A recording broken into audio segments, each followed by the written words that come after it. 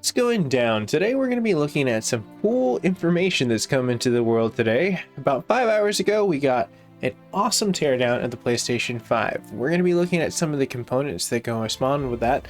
That is going to be our hard drives, what they're going to be utilizing for cooling, which I thought was really interesting that we finally got a great look at it, and just look at the actual PCIe, as well as the portions of what we're going to be seeing as the utilization comes around of the ports, down to the basic stuff of just how do you play the games.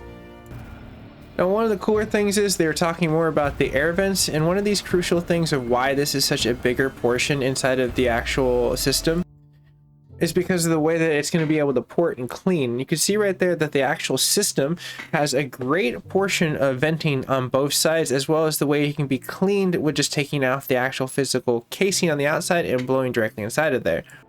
You can see them pop it off right there, which is pretty cool. And then we'll see a back portion, so it's a pass through. The heatsink on this is massive. This will give you a better look at what the actual cooling fan of what they're directly doing, which I thought was really cool. Looks like a very good engineered system to push and pull through directly inside of there. Now, taking a better look at what they actually show with directly inside of there for the PlayStation 5 and what we can actually see for as far as the teardown and what they go into, you can see that they're using liquid metal. Now, why this is important is due to the way that the surface is going to be able to bind and transfer that heat from the TIM. I've done a lot of exclusive content directly focused on the liquid metal portions of what that actually will be able to do and how it runs. Now you can see that there's copper, but I'm almost guaranteeing that plate down below is probably going to be something that's going to be nickel, something that's going to be not oxidized. And Sony worked 2 years to develop this liquid metal, so it's like I might actually be switching to this once they actually, if they do release the thermal interface material that can basically be able to be bought. So that's really freaking cool. The power unit itself also looks pretty decent, but I wanted to point out that the heatsink in general, it seems like they put a lot of time and effort into there as the teardown system comes down to it. Now let's go ahead and look at what's going to happen with the actual physical hard drive. That is interesting. You can see right here what he's going to end up doing is taking off a few little situations, and from what they have not released yet is what M.2 is going to be available. It's not as accessible as the Xbox Series S for the way you can just kind of push and play, but they also might all have a specific list of what we can utilize on top of there. So that is going to be something very interesting. I do like the way that they actually have the integration of the memory. It looked pretty sweet for as far as the future and what we can integrate inside of the more, I guess, faster system, because the way that they're using the internal SSD looks even cooler. And let's take a look at that. Now, one point I wanted to put up, and I think that Red Gaming Tech put it the best, is that unfortunately the disk drive nowadays is kind of dead, and it's going to be utilized for more installations, and it's going to be utilizing for more of just like if you need something to play a Blu-ray on top of that. But today's SSDs and the way that they're built into the motherboard, which we're going to be closely getting to as he's ripping apart the Wi-Fi 6 and the Bluetooth 5.1, is that we're going to be looking at like more of a cooler way of the way they transfer data on the board. So pretty much, if people are asking what is kind of the better system, the disk drive, yeah, is definitely having some convenience, but it's ultimately going to be the media on the actual physical motherboard and the actual hard drive. So ultimately your disk is just for install.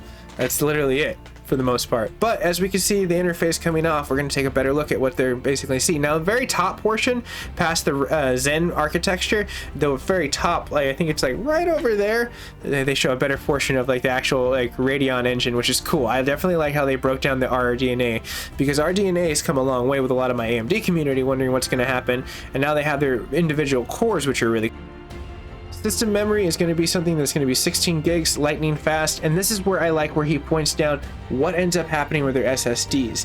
This was groundbreaking for the way that it's going to basically intertalk between their custom controllers. So that's how they're going to be able to get 18, is they basically almost did like the Infinity Fabric between like Zen, and they just like stacked it. It was kind of cool. Like I like looking at the way that they kind of engineered it. Now I'm pretty sure that there's more to meet the eyes, and as time goes down, they'll be releasing more of cooler specifics, but I think for all in all, this was something that was really cool for as far as the power management that they go into, saying of like how they were balancing from like just keeping it cool. A lot of the leaks that came down online, which were really interesting, came down to a point of understandably showing that like they were very cool, and that's because again the liquid metal, I can't help but put that. I will link a video down below that I suggest you guys and gals check out for as far as understanding that. I go a little bit more into depth for as far as that, but this is a smart move.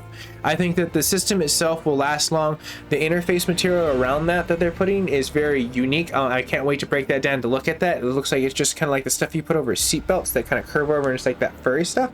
So I think it's going to be probably an intercooling carbon. It's not that stuff that they put on the seat belts, and then that's going to basically almost like how AMD and the Radeon 7, they just had like a carbon pad. Even Linus covered that. I think that's going to be the outer portions to keeps that from actually contacting the copper, because the other plate of that is copper, and that little tiny spot's probably more than likely going to be a nice nickel plate between the actual physical APU of what it's actually physically working. So that's going to be it, everyone. If you're new to the network, my name is Mac, you're the MacGyver7 channel, and we looked at a very cool portion of the teardown of the PlayStation 5. If you're new to the network, you can always like, share, and subscribe, and I'll see you guys and gals in the near future for more game-related information. Once this actually physically comes out on day one, I will be doing some teardowns myself and testing to see exactly what ends up happening. Are they putting enough liquid metal on there?